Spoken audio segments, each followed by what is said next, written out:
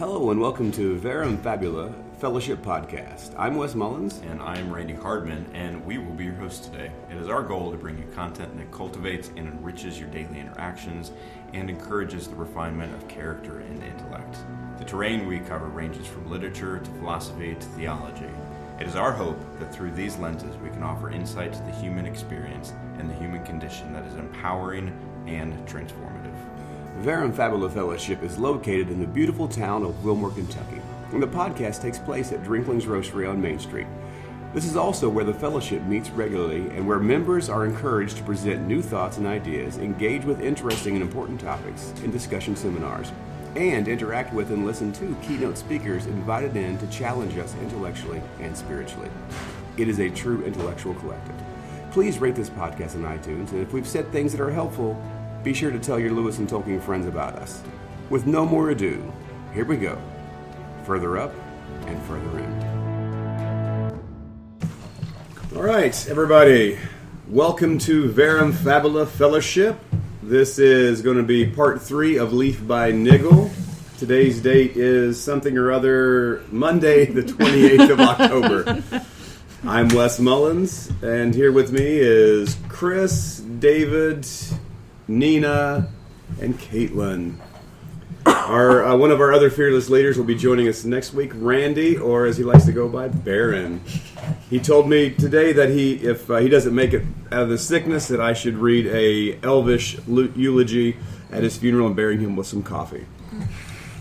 So we have, I think, have had an amazing time of digging through Leaf by Niggle with, I don't want to sound pretentious, but without the influence of other academics and what their ideas of Leaf by Niggle, but what could we get out of it ourselves? What was God speaking to us? Not that we're the end-all be-all, that we interpret everything, but what could we pull from our resources to find out in there? And I think by pushing against each other and wrestling these things out, I think we came to some really good conclusions. So to recap, we are at the point where Niggle actually finds the tree. And he says, and I think this is just, he went on looking at the tree, and all the leaves he had ever labored at were there, and as he had imagined them rather than as he had made them. And there were others that had not only budded in his mind, and many that night have budded, and many that might have budded. I think that's amazing right there, just the fact that, so he saw the leaves as that he imagined them, and then there were those that he was beginning to imagine. There was this procreative nature that the potentiality was there for more stuff that he had just begun to imagine, and then some, if he had enough time, that he could have imagined and would have imagined. That sort of, you could almost go into a little Molinistic bent on that if one was so inclined, that God knows every potential future, even the ones that we don't choose but could have chosen. That's kind of an interesting thought on that. This is kind of a tangent, but have you all heard of the Netflix show, The OA? No. Mm-hmm. I can't say what the OA stands for because I'll give away the whole show. But it's about that, about different dimensions being the different paths of life that we could have taken, and how obviously God knows all of those, and if there's a possibility to travel in between, what choices, where you would be if you would have taken this choice versus this one. So. Sliding Doors. Mm-hmm. Sliding Doors, Gwyneth Paltrow. The original yes. OA. Yes. Huey Lewis. Yes. Exactly. That's right. Huey From Lewis. the news. Exactly. That's right, from the news.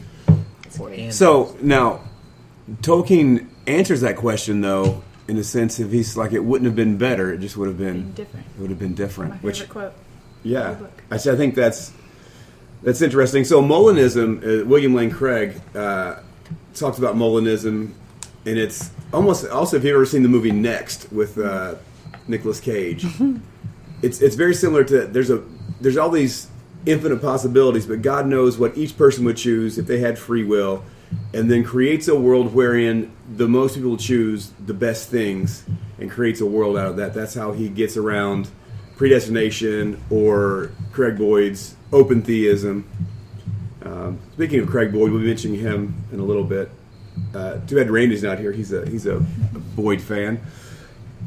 So what we have here is Niggle is reaching the tree. It's as he would have imagined. And so he says here that some of the most beautiful and most characteristic and most perfect examples of the Niggle style were seen to have been produced in collaboration with Mr. Parrish. There was no other way of putting it. What does that strike anyone? The most perfect examples of the Niggle style were seen to have been produced in collaboration with Mr. Parrish. There was no other way of putting it.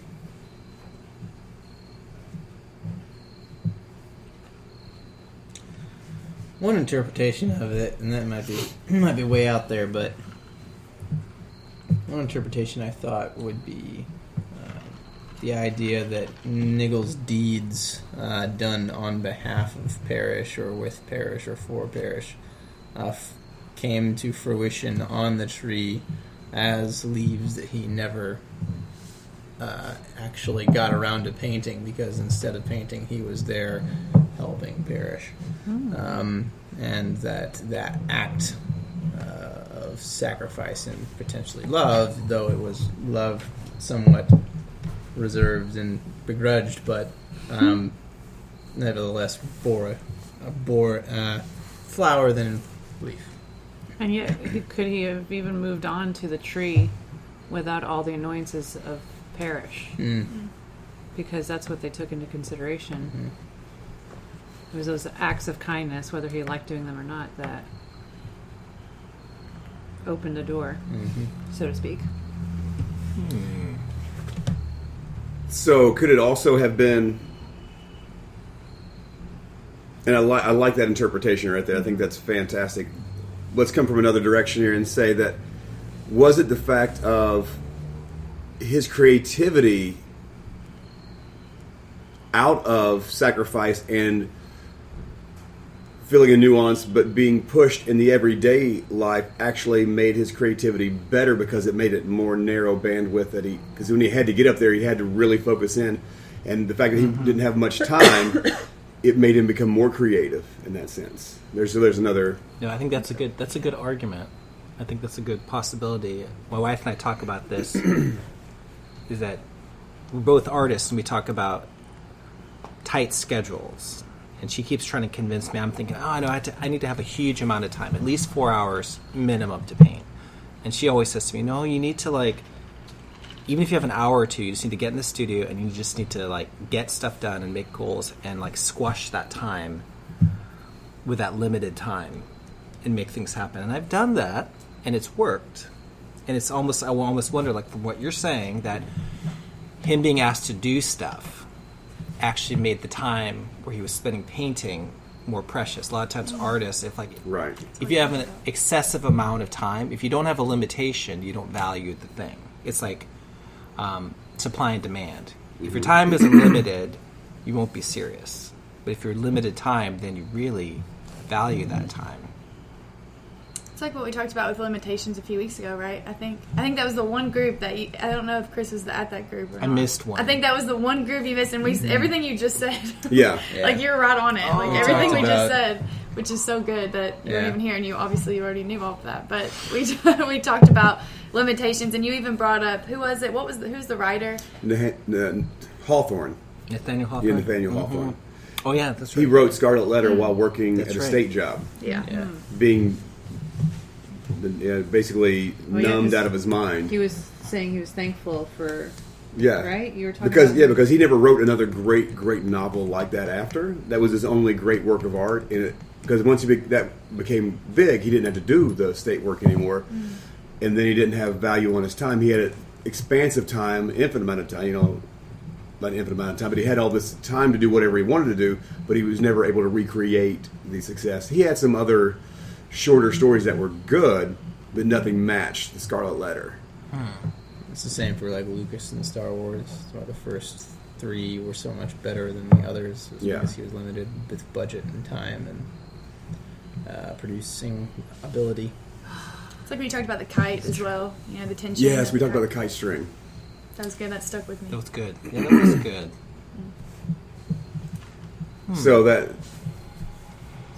So Parrish actually was the string that held. You could almost say that that relationship was the tension that held his creativity and allowed his creativity to flourish, in a sense. That's good. I also throw in there that any artist or creative is not balanced unless they're living a balanced life. And that maybe Parrish allowed... Everybody needs to be serving. I don't think it's enough to say, well, I do my stuff and that's serving the world. I don't agree with that. I think you're doing your stuff as serving the world, but there is basic hands-on serving one another that is healthy. And the paradigm actually comes way back, and this was exhibited by Paul. Was a Pharisee. It was part of the Pharisees, as they would do their stuff, but every Pharisee was required to have a hands-on job. That's why Paul did tent making. And from what I understand, I think that balances off that up in the air in your mind concept with like physicality, so that Yeah. I'll put it this way: like, there's a lot more statistically. It seems I've heard this, so I hope that you can strike this off if this. There's a lot more faith, a lot more believing faith in medicine than there is in science. You'll find a lot more doctors who have faith.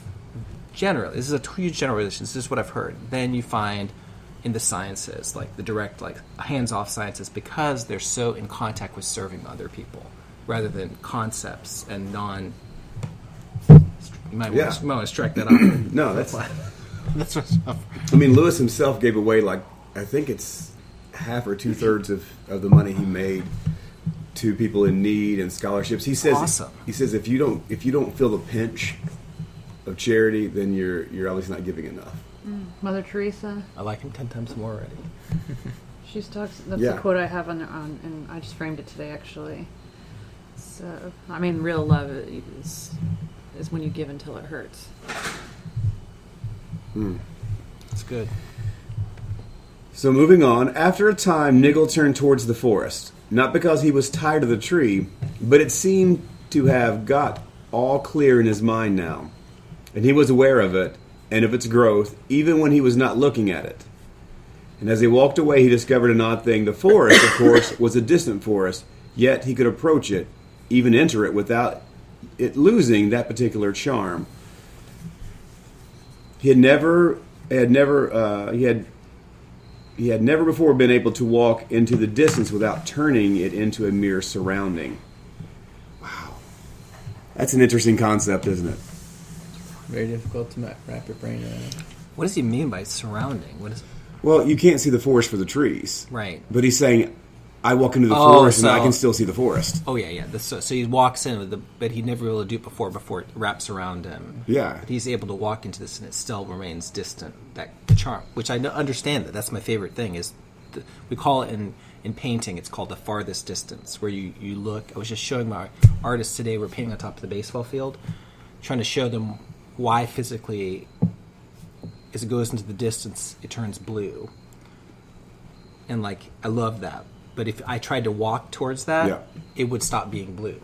It's like a mountain looks beautiful. When you come upon a mountain, you're just in a forest. You're not. So Niggle's saying that he's walking into the forest, but he still sees the blue. He still sees the mountain. He doesn't. That's good. Man. Which is He's kept the essence of yeah, the mystery of the thing. While still experiencing it. Yeah. To the It's fullest. good. Which I'm guessing you can do that if you're in real Narnia, not in the Shadowlands. In the Shadowlands, transpositionally, it'd be impossible to do that. But if you're in, say, a fourth dimension, it's very possible that you could keep the charm of the surroundings while still entering into the surroundings. Right. That might be some possibilities. What page is that on? I don't have my book, so I have just a PDF. That's what I have. I'll try to find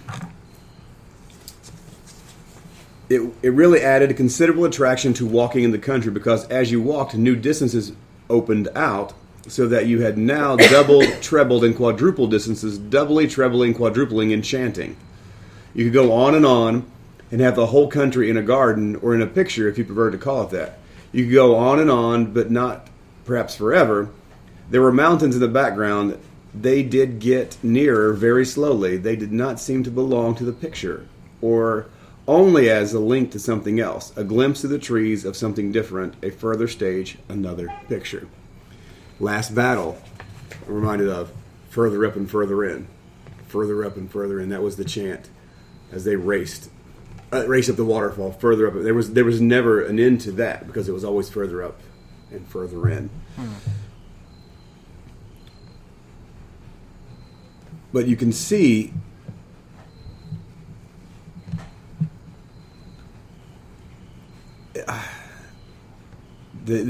even the enchantment doubled, trebled, and quadrupled.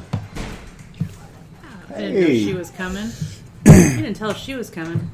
The other Whitaker is here. Oh, it's so complete now. Pull up.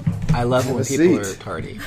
I actually really do. It just got better. I do. I really do. It makes me feel like relaxed. Well, I'm so glad. I feel that way. Got like the toboggan couple over here. That's right. I'm glad I wore this hat. I forgot we were going to be outside. I don't even know if chilly we out planned here. on it, but it's Yeah. nice. Well, you didn't read the email, I read it. obviously. I may have read it. I did read it actually. You're surprised, but Well, I did read I it. didn't know that, like, when you don't have long hair, like, Oh, the you neck. get so much colder. That's why you gotta wear Probably scarves. explained to me. Scarves Yeah. are I live in amazing. scarves so I can wear my hair up sometimes, you know, because I feel that. You wear scarves. I found out in England that scarves were the thing. it. That's why English people wear them, because they're so... Yeah, and they're fashionable. You like it. They are. You automatically look more sophisticated if you're wearing a scarf. I believe that. It's true. It says that the mountains didn't belong to the picture. What do you guys think that means? The mountains didn't belong to the picture. He's saying something theologically here, I think, but I'm not sure exactly what he's alluding to. What was the line previous to that one? Good question. It said that you could go on and have a whole country in a garden or in a picture, if you prefer to call it that. You could go on, but not perhaps forever. There were mountains in the background. They did not only they got nearer, but very slowly. They did not seem to belong to the picture, or only as a link to something else. A glimpse of the trees of something different, a further stage, another picture. Yeah. I think he's talking about a similar concept as the mountains and the Great Divorce, actually, on this one. That kind of and this is an interesting idea I was thinking about as I was reading this portion of the book. Is like this place where he and Parrish end up being is almost like a waiting room for what they're finally brought to in eternity. Although they are currently in eternity, it's just not the full measure of it. And when the shepherd comes to lead them on, it's a different stage of the journey. It's on to the up and in, as it were, and this kind of, it's I guess leading to the city, leading to the new heaven, new earth, or the new Jerusalem. If we're going for like a Revelation 20 kind of feel. Yeah, I like that. And Nina just said one of my favorite lines from the Harry Potter movies, because I haven't read the books, I'll confess. Excuse Are me. you? I haven't either. I'm baffled. He's done. He walked out. I mean, I'm But- baffled right now. He made me a promise that he would read them if I would read Sherlock Holmes, and I've started reading Sherlock Holmes and We said if you finish every Sherlock. the entire canon. No, I do plan on reading those this winter. Way better than the Now is movies. the best time. Fall is the best time to Oh start. yeah, it is. So- And you're a writer, so you know the movies are those movies, especially. You can't compact everything that's in the book. Right. The movies are. I was surprised how well the They did movies do were well, done they did. with I what those agree. books are, but the books are better. And my son has read all of them, so I mean, he read the last one in like 2 weeks or 10 days or something. That's impressive. But two of my favorite lines from the movies. They're also in the book. It's all the same thing. It's also in My the book. wife hates I when think say these that. lines It's are like in the Lost book, Prairie, but it's the movie. I was like, that's in not even- the King Cross I station think it is of anyways. after Harry's struck dead. No, spoiler alert. For that. He's in King Cross Sorry, Station, Chris. Why don't I and he need to goes, read "Where it does the now?" train go?" And Dumbledore just says, "On." Yeah. And I think that's Man, that's good. Yeah, because let's go. Is that in the wow. book? It was even better than That's the in book. It is in the book, yes. Yeah.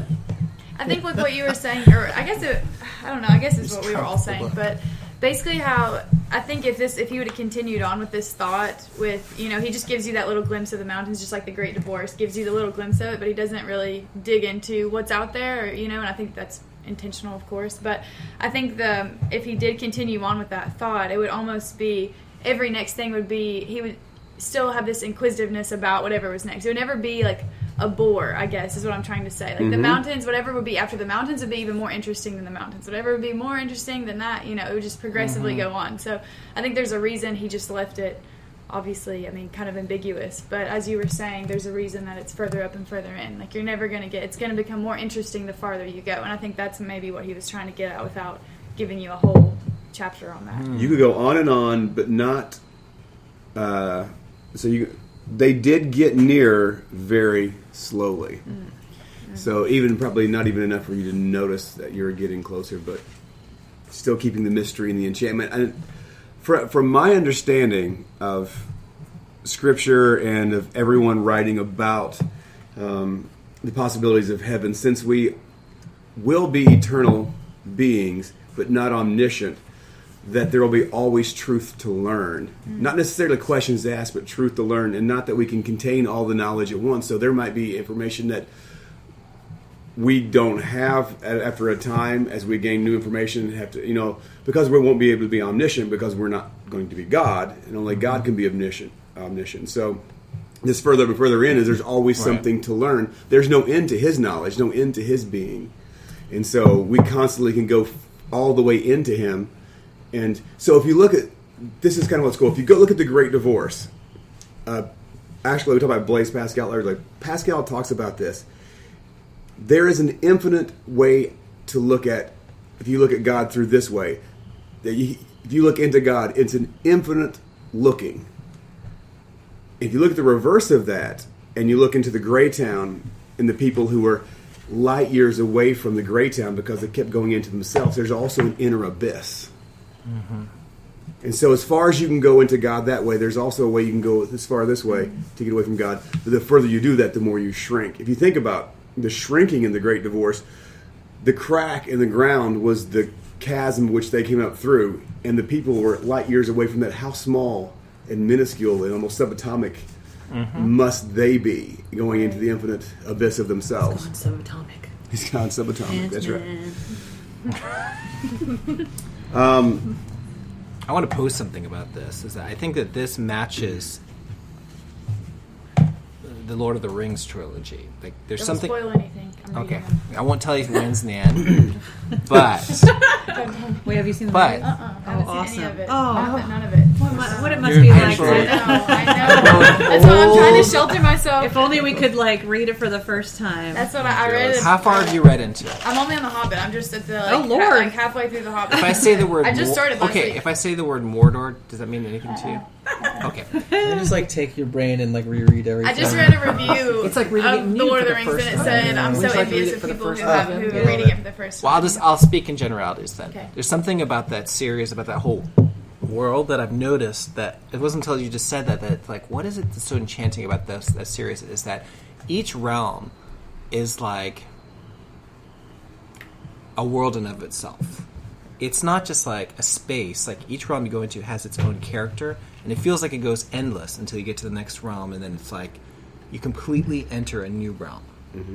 So you won't even know what I mean by this, but Go for Mordor, when you enter it all the rules change. And when you enter, what's the elf place again called? I always forget. one? The one where the sword was kept, the broken sword. Rivendell. Rivendell. That one. Is that it was like a whole set of rules all to itself, where it's like it felt it was in the distance, but it felt disconnected, and it expanded, and I don't know. There was something feeling about that world that. Tolkien, I think, wrote in a very, you could almost call it, I don't know who was Joyce before Tolkien, or was Tolkien before James Joyce? Joyce is before Tolkien. Yeah. Okay. Yeah. Because there's the Joycean style, which is every adjective and every word you choose around a particular thing brings up a certain connotation. So if you're writing a boring scene, you pick out the most boring words you can choose to describe a scene so that the reader is so bored as they're reading it.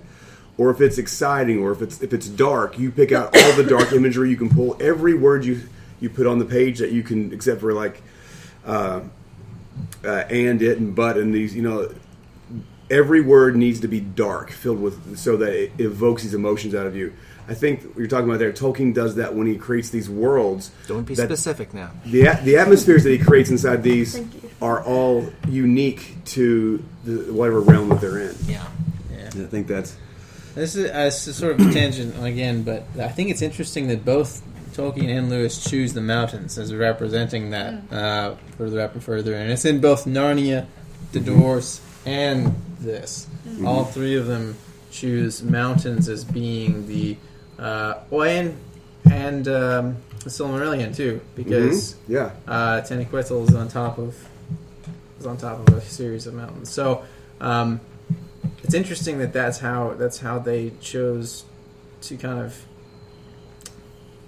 I guess, describe heaven when it's actually not like, I can't find a very good parallel in scripture for that, but I think there's something about the Western mindset that really finds mountains to be somehow kingly, or something like that. Well, it is it's a height, it's a pinnacle, it's something to be achieved. You can see they're saying like distances. Psalms or Proverbs, like I lift my eyes up to the hills, where does my help come from? Mm-hmm. That's the only thing I can think of. Well, I think they're saying it doesn't come from the hills in that situation. I think Comes from my help comes from the Lord. Yeah, that's the end of that. But one thing you do find throughout the ancient world is you find they honor high places. They do honor high places. And they're high places. Zion and it's like a high place, and even I think it's in human nature because Zion is obviously like the godly high place, the holy high place. But then all throughout Israel, there's high places that are evil. It's like there's if you go around Israel, there's high places that human sacrifice, Molech, and they're still there. Stephen Khrushchev talks about the mountain. Mm-hmm. He's practically scripture. I'm all for the mountain. That's true. When I think about it, I think of the curiosity behind it because not many people go. When I see like a huge mountain, I'm like, how many people have actually been there? I think it's not that many. So that's when I think. When I was reading through this, I was thinking it's achievable, but it's not by many. It's just like the narrow path. But don't you want to go? I mean, isn't there something inside of you that's like you want to go? I'd like to be planted on top of Everest for like 1 minute. You were on top of Everest? I would like to be planted on top of Everest for 1 minute and then zoom back down. I barely could handle Pike's Peak. Nightcrawler style. Nightcrawler style. Nightcrawler style. Just pop. That'd be awesome. All right, it's too cold. I'm out. Be up there for a second. I don't ever want to climb it ever. But no way. That's probably why, right? Though, because not many people. When I think of why would I want to do it, because not many people have done it. It's like scarcity is valuable. So. Well, why did he take him up to the? Suppose. Yeah, I don't think. I mean, I think when you read the scripture, it's most likely it's Mount Hermon. Because it's like right down at the base of Benarius, which is right at the base where Peter says, "You are the Christ." And then the next day they go up the mountain. That's right at the base of Hermon. Why did he take him up to the top of a mountain to transfigure? Well, you're it out there. Moses to the top of the mountain. Exactly. So, yeah. So these places, you can't get there except with intentionality. Like you can't just stumble upon the top of a mountain. You actually have to plan. You have to go, and there's not going to be many people up there. And so it takes determination. Yeah. Here comes the train. Yes. I had that thought as a kid always. Every time I saw a mountain, it was the exact same thought. And it's like, very few people have been there. I want to do it. Exactly. Yeah. Exactly. Always growing up. I think growing up in Gatlinburg too, being in like the Smoky Mountains, I would go hike all the time. And now that I'm away from it, I realize the majestic, whimsicalness of like, I don't know how the mountains are. There's something so mysterious about a mountain. I think that could be part of it too. Like a good analogy for if I was writing, that's something I would use because it's so mysterious, but also gives you something tangible to say, okay, well I know what that is. I've been to one of those, but also everyone's different. Every single mountain you go to. And what can you see from the mountain? Your vision from the mountain is so much greater. So much clearer. But it costs. In order to have great vision, it costs something. That's good. good. That's a good So point. I think that's so. One of the little idiosyncrasies that our Vera and Fabula has is the Wilmore trains that come through. It's like My Cousin Vinny. This adds to the aesthetic of our Yeah. group for sure. Yeah, that's me. I think it's me. I don't even know. Hold on, let me see. Woohoo! It definitely adds to the aesthetic of the group.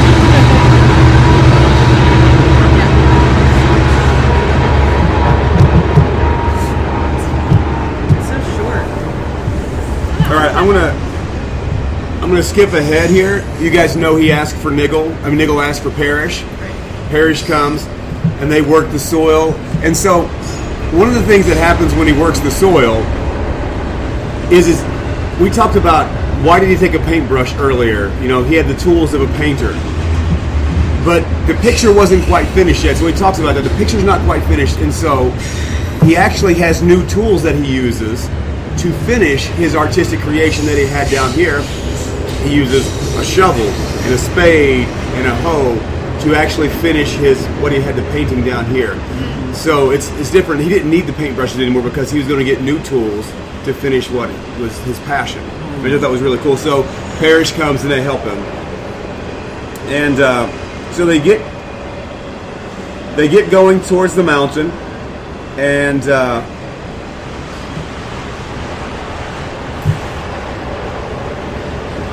there's something that I think is great here. So the shepherd comes down and he says, "Don't you know?" He's talking to Parrish. He says, "Don't you know this is Niggle's country? It's Niggle's picture, or most of it. A little of it is now Parrish's garden." "Niggle's picture," said Parrish in astonishment. "Did you think of all this, Niggle? I never knew you were so clever. Why didn't you tell me?" "He tried to tell you long ago," said the man, "but you never would look at it. He had only got canvas and paint in those days, and what you wanted to mend your roof with. This was what you and your wife used to call Niggle's nonsense, or that daubing." I mean, that's quite a reproach right there. And just like the passion was there, the image was there, everything that you needed to see was there. You just had the wrong perspective, and now you have the correct. I love that there at the end. It's like he's still getting his eyes open, seeing but not perceiving. But then Niggle says, "You know what? I never gave you much of a chance. You know, it wasn't your fault." And he's just being so forgiving. And then he's going to start walking to he wants to go to the mountain with the shepherd. He was going to learn about sheep and the high pasturage, and look at the wondering sky, the wider sky, and walked ever further and further towards the mountains, always uphill. Beyond that, I cannot guess what became of him. Even little Niggle in his old home could glimpse of the mountains far away, and they got into the borders of his picture. But what they are really like, and what lies beyond them, only those can say who have climbed them. So we talked about that, right? Only those can say who have climbed them. What lies beyond, and that's every mountain. Every mountain. You know, we were in Norway and we climbed this mountain called Ranabriggen, right? And you weren't supposed to climb this mountain, but Nina said, They highly suggested you did not. We're going to climb this mountain because it was dangerous. Oh, because rocks would slide, like, you know, softball-sized rocks would fall off and come down and hit the people below you, possibly. But I kept seeing people post about it on Instagram, and I didn't think it was fair, so I I had to go. So we went up there, and I've never seen anything like it. It was like we were in Lord of the Rings. I hate that word. Kids use it all the time. These spiral mountains just jutting out and piercing the sky out of the sea. It was just incredible. And so the story takes a shift right here. So Niggle's story is over with, which I love in The Horse and His Boy. One of the things I love is when Shasta says something about avarice, which is the other character in the story. Well, what happened to avarice? And Aslan simply tells him, "It's not your story. None of your business," basically. And so when avarice asks about Shasta or asks about somebody else, Aslan says, "It's not part of your story. You don't need to know." So Niggle's story is over with, and now we get to That's that place. we get to see this is sort of like a meta story of what's going on in the town after Niggle's gone to the mountains. I think he was a silly little man, said the counselor Tompkins. Worthless, in fact, no use to society at all. Interesting. Society is a capital S. I know, I noticed that. What do you guys think that means? I don't know if that's commentary on what we perceive in society to be such a pronoun, or if he's making a joke of it almost, of like how high we view society as, or if he means it, you know what I mean? I don't know if he means it as, like I said, kind of satirical, I guess, or if he means it more and he actually... So is Tolkien poking fun at the counselor, right, or is the counselor elevating society to a grand scope of he wasn't a use to humanity at right, all, like society isn't humanity? Or is Tolkien making a joke here at the Counselor Tompkins' expense? Right. Oh, I don't know, said Atkins, who was nobody of importance, just a schoolmaster. Well, that's interesting. That's intentional. Yeah, just a schoolmaster. All schoolmasters reading this are like... Exactly. So, Niggle had no importance. He was a painter who wasn't very good. No one thought he had any importance. Who is the person in the story that thinks they have importance? Well, the counselor. The counselor saying he was no use to society. In order for him to make a declaration like that, he has to elevate himself to a position where his opinion carries weight. So Niggle, Parrish, none of the people in the story at this point are actually important except for Tompkins, and he self-elevated his importance. I'm not so sure. This is Atkins saying, it depends on what you mean by use. No practical or economic use. That's pretty true. His painting generated no economy. It didn't help anybody. It didn't help anyone that was sick. His painting did not do anything for anybody at that point. It wasn't practical either, because what would the practical use of his paints been? Niggle, what was the practical use? Repairing the house, right? So Tompkins he had no practical use because we could have used that. It was already waterproof. Remember, the oil-based paint was waterproof. You could have actually stuck it right there. So no economic use, no practical use of Thompson. I dare say he could have been made into a serviceable cog of some sort if you schoolmasters knew your business. Man, he is just railing against the schoolmasters. But you don't. So we get useless people of his sort. If I ran this country, I should put him and his like in some job that they were fit for, washing dishes in a communal kitchen or something. And I should see that he did it properly, or I would have put them away. I should have put him away long ago. And Tolkien's writing this, and he's a schoolmaster. Would you call him a schoolmaster in this case? Teacher, professor? Philologist. What's he saying? Because he wrote this when he was looking out at a tree out through his window from his bedroom, right? Mm-hmm. I'm just curious why he is writing about a schoolmaster.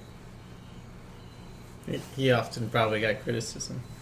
I mean, I'm sure that's true. Yeah. Interesting also that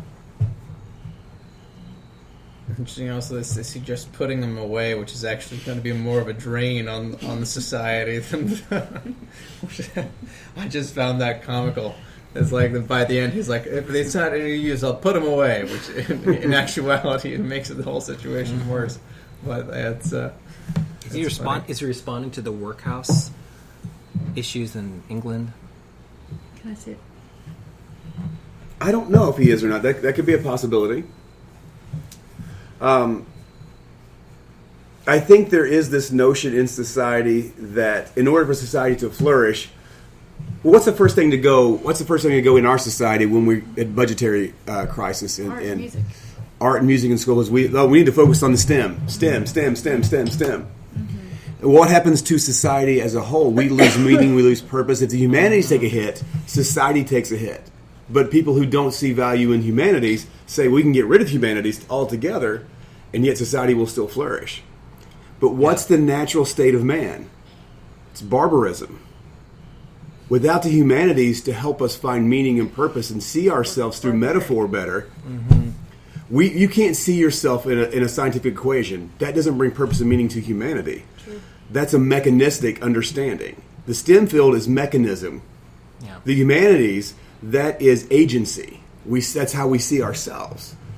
So, yeah, go ahead. Go ahead. We talk about this in visual arts, is that the one non-negotiable throughout human history is that there's always an artistic response. All the way from the beginning, all the way from the cave paintings. You see a couple things in the cave paintings of Lascaux and Francis. You see, number one is there's artwork in the middle of this tribal hunting culture. And then the second thing you see is that there's an art teacher, because there's corrections made onto those cave paintings. But every single period, there is some response. There's some artistic response. There's something inside of the human being that has to do it, even when they don't have a lot. Even all the way to the Holocaust recently, in the 1940s, you see that people are in the concentration camps. They take whatever they can to make art. And there's a book about it where there's this one artist who all they had was the leftover tea bags, and he made these little abstractions using the thrown out tea bags. There's a whole book about him, about it. So in my for my degree was in economics, and I had like a minor in sculpture, which, like I said before, I was in Do you art wish you studio were the other way around? Yes, I do desperately. But if you were to divide up my time, it looked like it was reversed. But I do love math and statistics, and I like all that boring stuff. I have a weird nerd side of me that loves it. But anyways, for my capstone class that I had to take, and I had to write like a big thesis, like a 40-page essay on like any subject of economics that I wanted. And so I did economics of a nonprofit. And we basically had to come up with this like hypothesis that we wanted to test, right? And run all these statistical analysis on it and do all that stuff. And so I chose talking about art, obviously. Like in my hypothesis question was basically, and I don't know why I didn't bring this up earlier, but is art valuable? Like, can you give a quantitative reasoning behind, like, the benefits of art?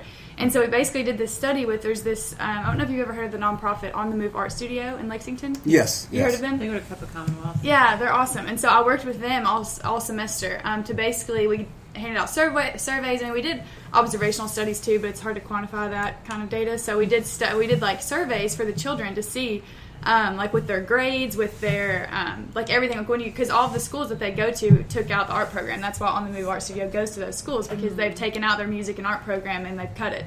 And there's a lot of schools in Kentucky who have done that, based on the budgetary cuts. Yes, I did not know a that. lot. It's the first thing that gets cut. Yeah, and it was Just a like lot. Mr. Holland's Opus. And so On the Move Art Studio goes there, and so we partnered with them, and like I said, I would go give surveys to the kids about their grades, their home life, their socioeconomic status, all this bunch of stuff. And we found out with our study and with a bunch of other studies that's been done, obviously, of course, on this with people in grad school, but that art, if you have an art program in a school, I would have to give you all the numbers because it's insane. I mean, the difference that it makes when it comes to even like their test scores, like in academic settings versus. And it's so funny because people think art doesn't influence anything else, and it's when you give kids a creative outlet, it boosts their self-esteem, and that's the biggest thing we found from the kids we surveyed is that their confidence was boosted after we would give them an art class. After they, because people they go to school all day and they're told, okay, correct this, or you're reading this wrong, or you're doing this math equation wrong, and then when they get taken into an art class, there's nothing wrong technically. Like there's not a right or wrong answer. So everything they do is affirmed, and everything they do is encouraged. And so we basically learned, like I said, we had some crazy significant numbers that prove that having art in your schools will improve your ACT scores, the confidence in the kids, they'll be less violent, all these crazy things. So I'll have to bring those results one day because I think you all would like it. Interesting thing is it's like at Asbury. I shouldn't say. You might want to strike this. But schools like to have majors where the majors go out and get jobs that make a lot of money that they will give back to the alumni school, to their alma mater. Return on investment. Return on investment. So they're going to always give money to the medical school. They'll always give money to the School of Engineering and to the business school. They will put anything, whatever is their moneymaker, and the after effect moneymaker too. They think about those kind of things. I think you need both. You do need both. I think There's nothing wrong with it. I'm just saying need that a good balance. Yeah. I think if you add in a healthy eating and art, you'd have a really amazing school. That'd be true. I'll just tell this one little story. I love missions and I love all that kind of stuff. But one day, a number of years ago, I thought, why has there never been a missions trip for artists?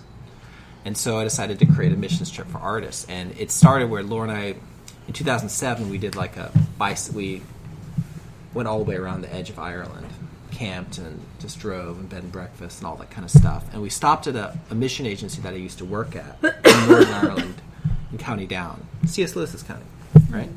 And the guy who runs it, it's like this little place that's like on a national park. It's in an old lord's house.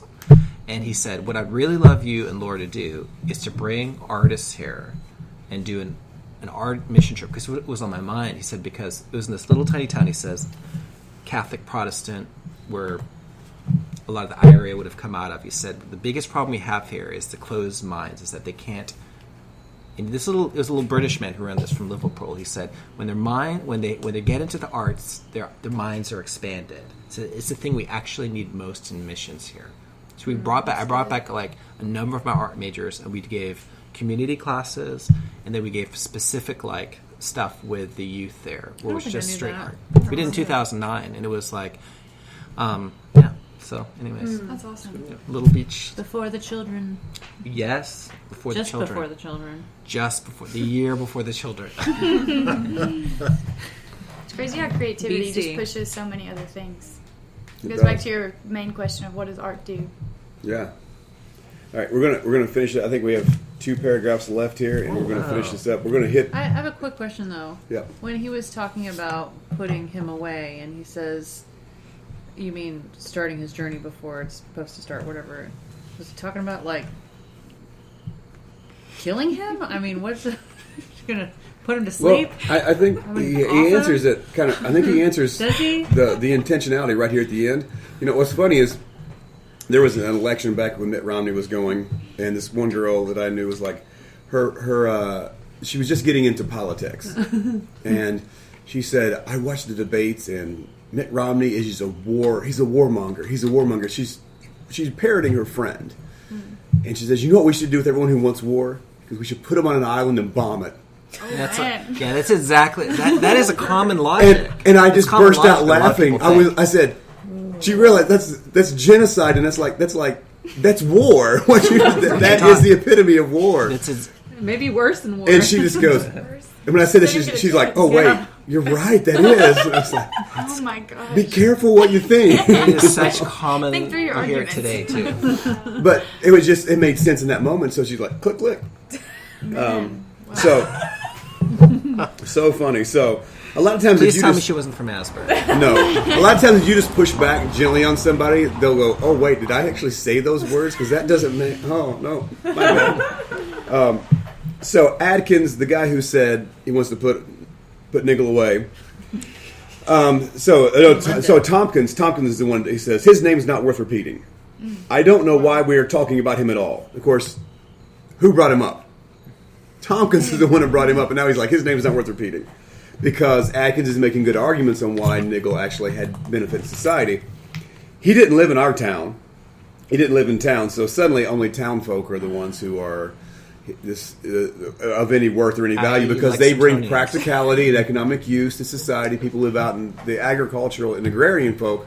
They don't bring benefits, especially someone who lets their garden go and all this. That makes me think when he says, like we talked about the society, the capital S, that he is kind of poking fun a little bit with this next comment that you said. I think so. No, said Atkins, but you had your eye on his house all the same. That is why you used to go and call and sneer at him while drinking his tea. So Tompkins, who wanted to put him away, wanted his house and would go hang out with Niggle and just sneer at him, envious, while they drank tea together, wanting Niggle's house. Jealousy.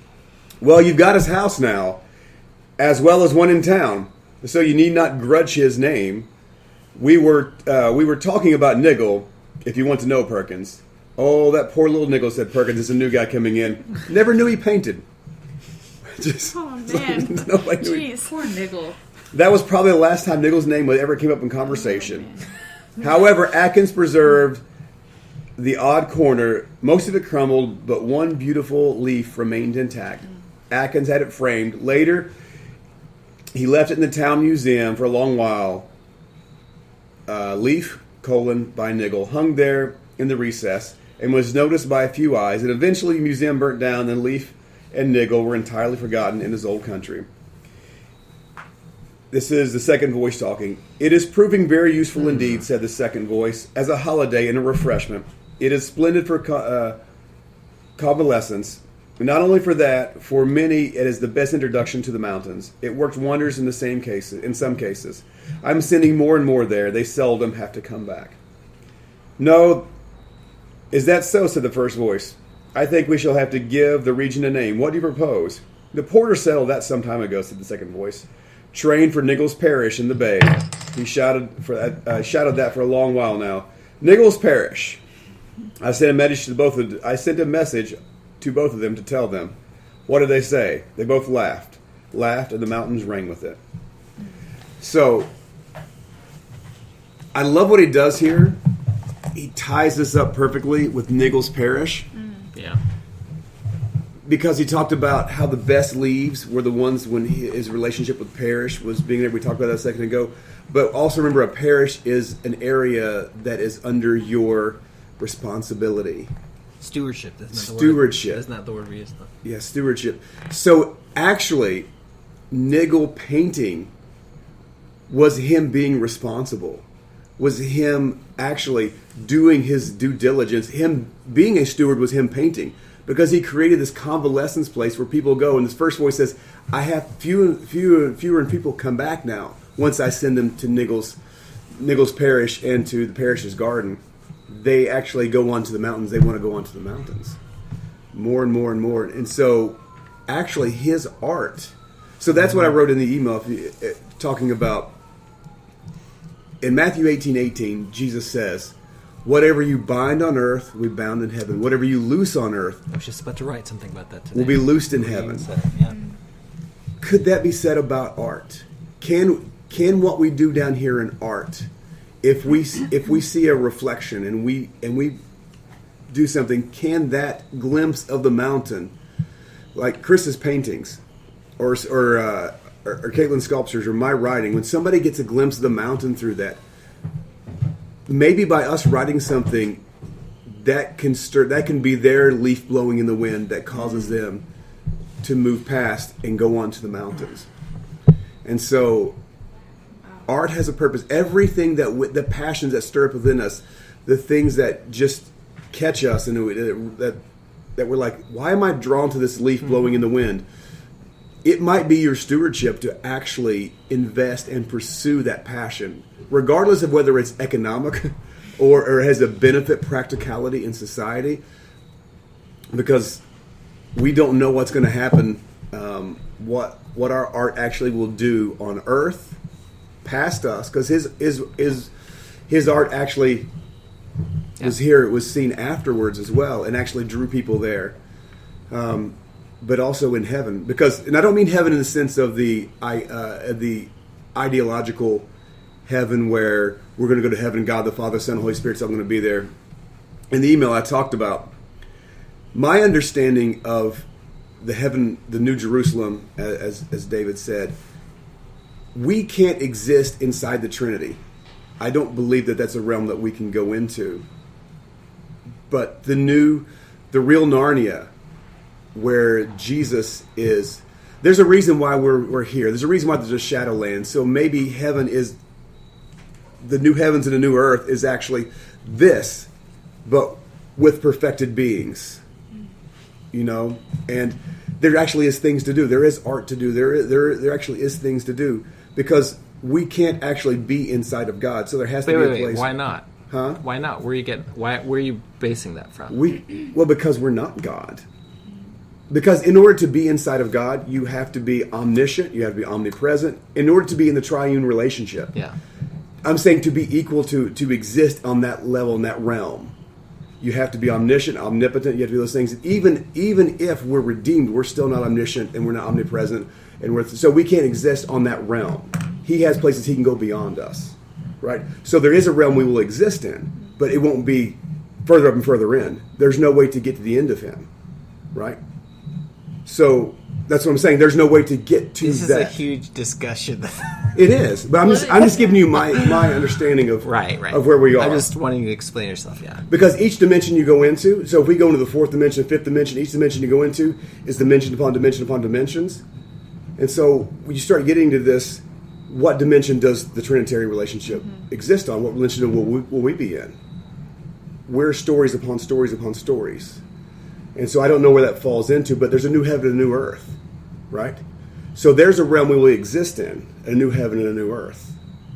And so that's what I'm thinking. When I'm thinking of heaven, I'm thinking of that right there. I'm not thinking of a place where God the Father, Son, and Holy Spirit will all be there in a kingdom-like manner that will exist there with that. I think I'm looking at a new heaven and a new earth.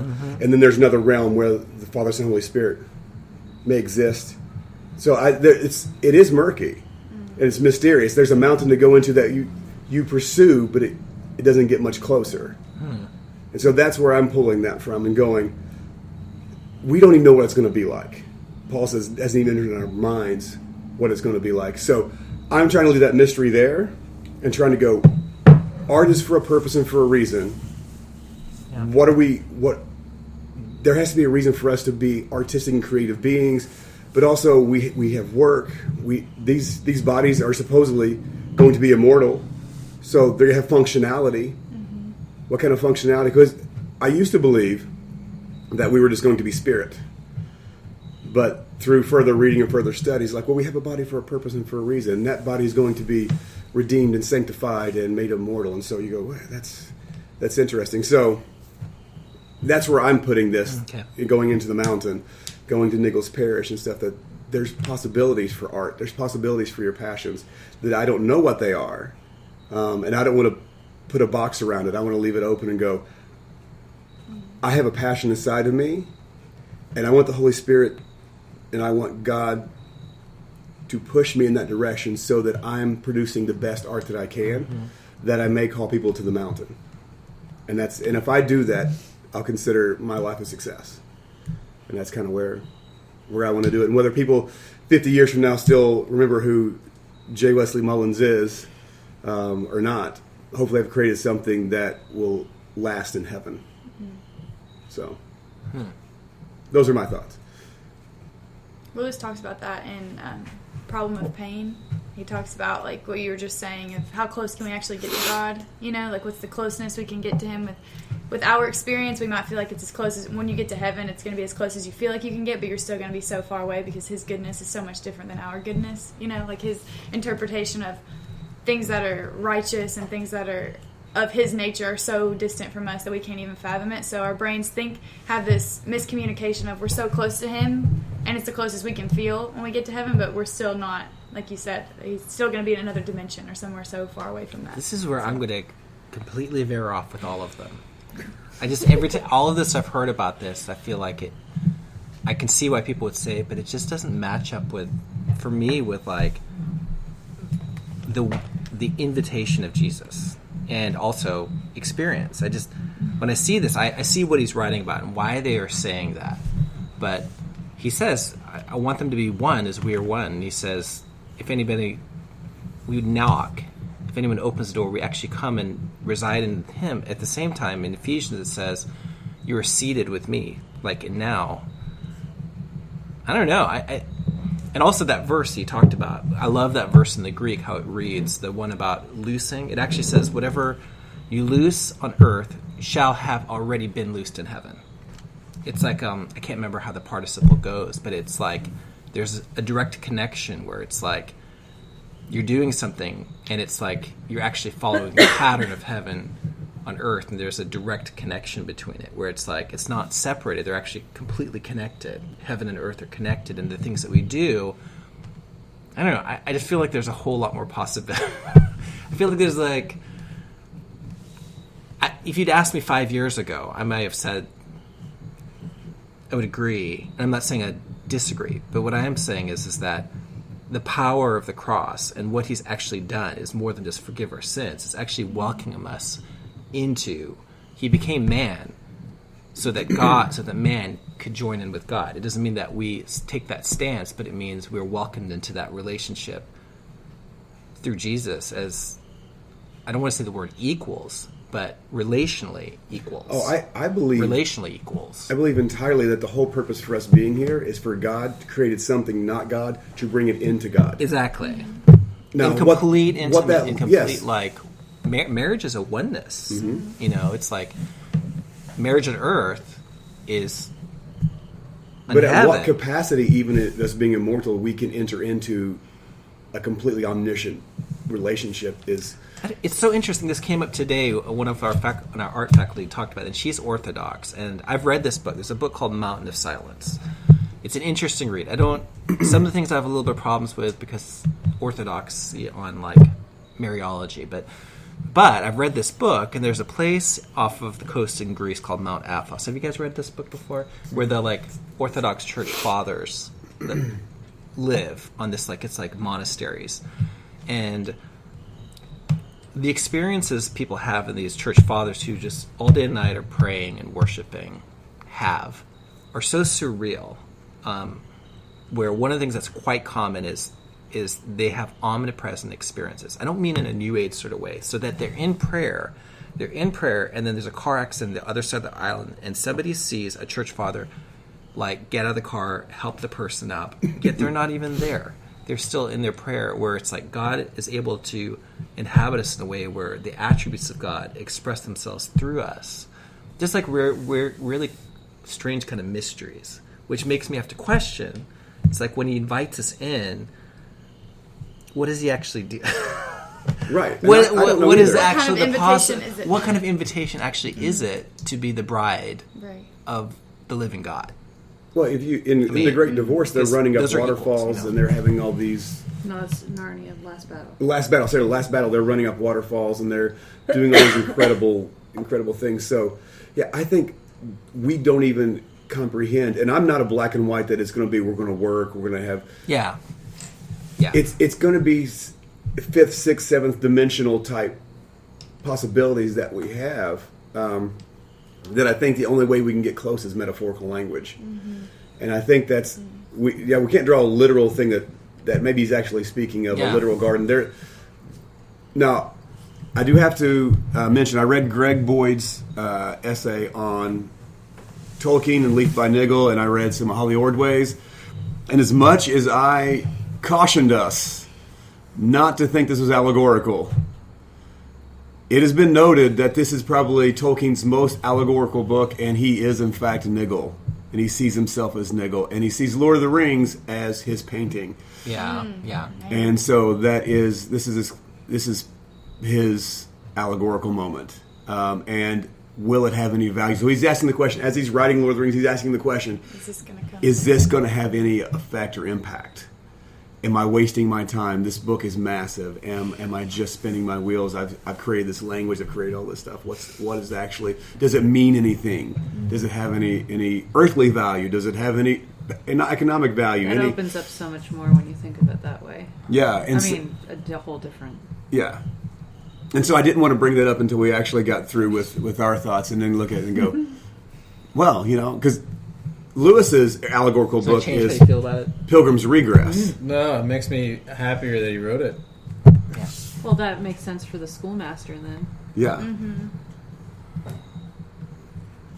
So these were questions he was wrestling with. Does my art have any purpose? It seems like in the end, though, he comes to the consensus that it does, or that he believes it does. Yeah. Like, very strong purpose. Well, he also said one time, and I don't know where this quote is, but I've heard this from so many Tolkien scholars. He says that he didn't write Lord of the Rings; it was given to him.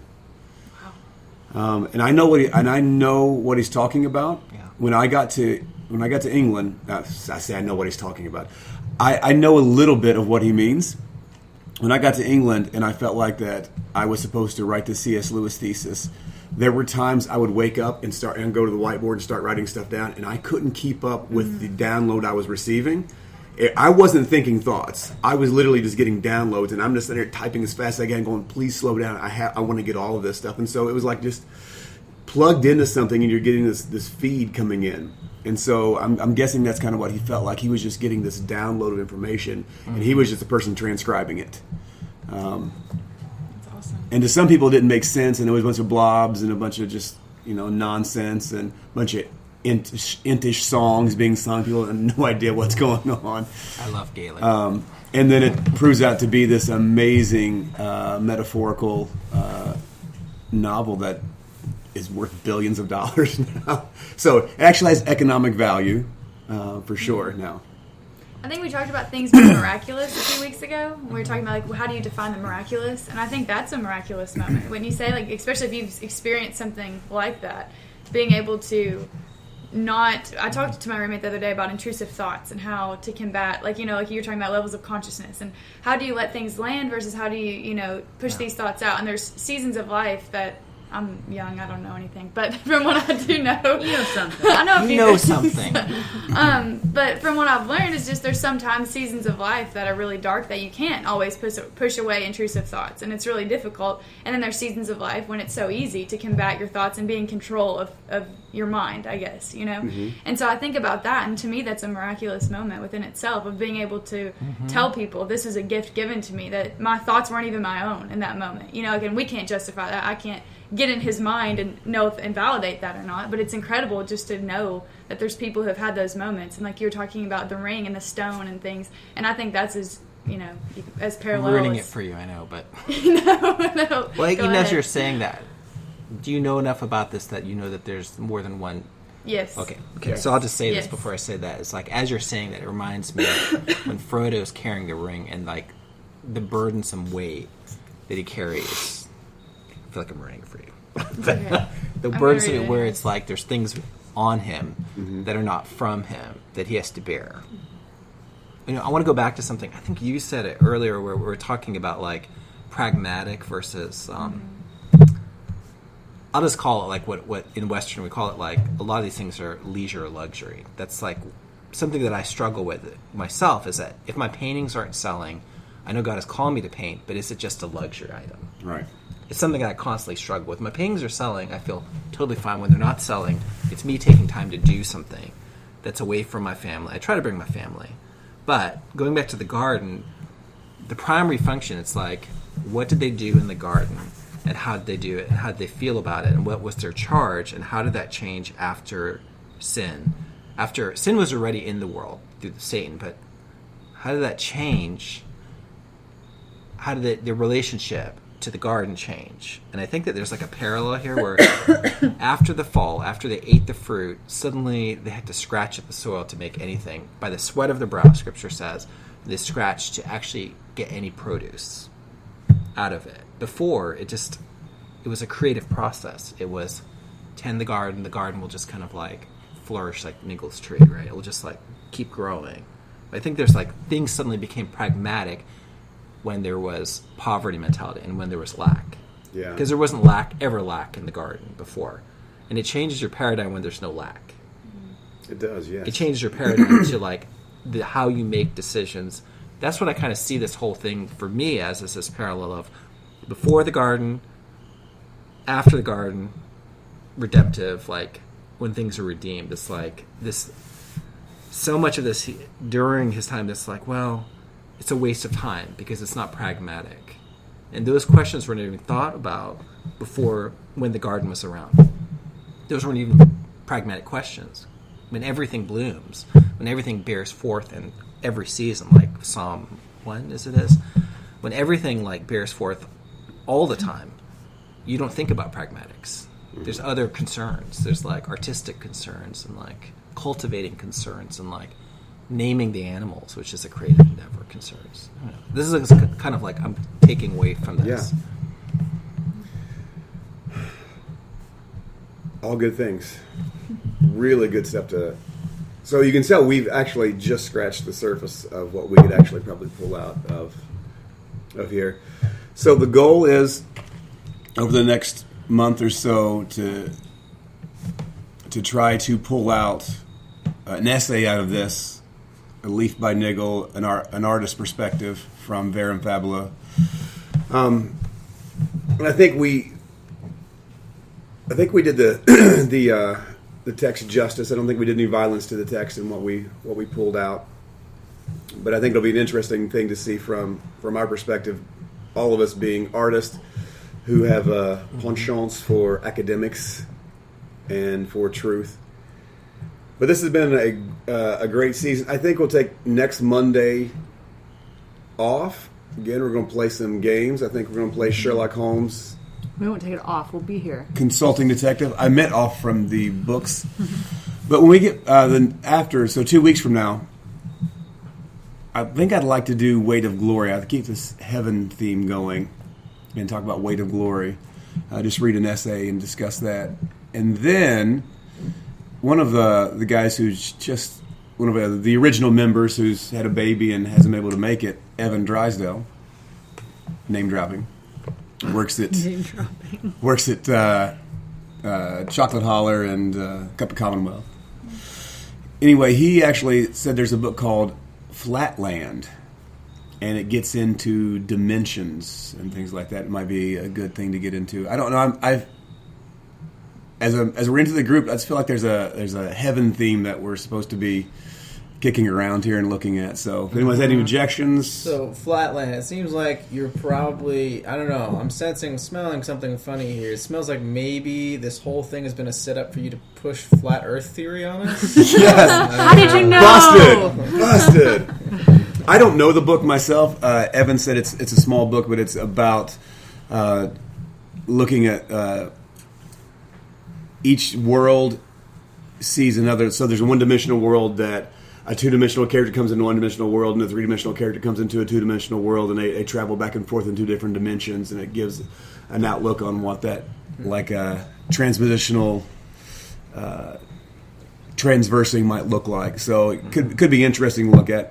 I was trying to find where that Tolkien exhibit is right now. I think it might be in Europe again. Because that blow your minds. Yeah. Tolkien was quite the artist. I mean, all the newspapers, like, he would do crosswords. Yep. And then draw these elaborate designs all over anything he was doing. Huh. And so all that artwork he did himself. I think the book artwork and everything. And, like, now you'll see these covers of the books, like, and they're what he originally wanted, but they never thought they would sell a single book. So his publishers were like, yeah, we're going to stick with one color because... Yeah, we're not putting the red dragon and the red sun on there because it's way too much money for a book that won't sell. Yeah, you can see, like, from just a young man, where I mean, even as a child, like, that makes so much sense what they're proposing about Leaf by Niggle, about his life, because... literally, he was working on that forever, and he loved it. Loved it. Like, our son came up to us today and showed us the cipher he'd created, and it's like different letters and letter combinations stand for certain words, and then certain symbols stand for punctuation marks. I love that. And I was like, it was like a simple sentence that he put together, but I was like, oh, you're a little Tolkien. I'm like, what if he was like a Tolkien? He's Get ready, already, prepare yourself. he's already written a book, and I don't mean just like he wrote a 40-page book, handwritten, and it's an incredible book. Wow. He wrote it when he was 7. He's like, Daddy, can you read something? I was like, sure, I'll. Wait. I was like, this is going to take me a while. This is going to take, and his sentences were so good. The one that I remember, there's two that I remember that just really stick in my mind. At the beginning of the book, the guy gets a phone call from NASA. He's got to go to the moon. There's going to be a battle on the moon, and so I was like, "This is It's great." already good. Yes, he writes opening paragraphs that save the cat would be like, that was amazing. That's it. You hit, dude has a problem. Here it is. So he says, click. The phone fell silent for what seemed like hours. I'm going, what 7-year-old gosh. writes a sentence like that? kidding? And then the other one was, That's unreal. the old man spake as if he were cutting letters. Spoke as if he were cutting letters out of words. We're like, what does that mean? He's like, I don't know. It's like, that was... That is so poetic. Yeah, and so he writes sentences like all the time, just like, oh my gosh, I love it. So he's He's gonna be a writer. Seeing that today, I was just reminding me, like, of Tolkien and his life, and, like,